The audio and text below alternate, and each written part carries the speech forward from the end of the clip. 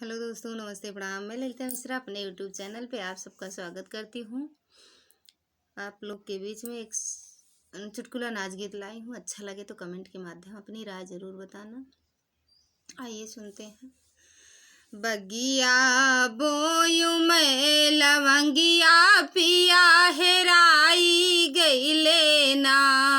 बगिया बोयू मैं लवंगिया पिया हेराई गईले ना। हेरात हेरात पड़ गए खड़ी धूप हरिया ससुरु आई गईले ना। कि ससुरु आई गईले ना।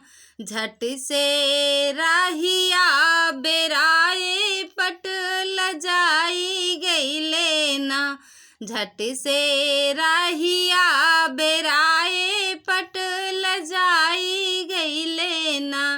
बगिया बोयू मैं लवंगिया पिया हेराई गईले ना।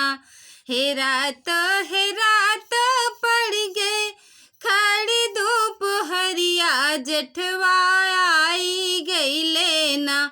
जेठवा आई गईले ना। झट से घूंघटा में कढ़ ले पट लजाई गईले ना। झट से घूंघटा में कढ़ ले पट लजाई गईले ना।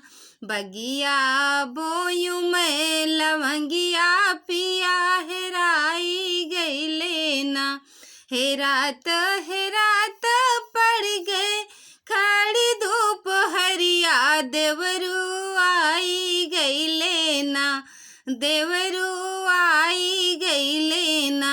झट से आखिया लड़ऊ पट लजाई गईले ना। झट से आखिया मिलाए पट लजाई गईले ना।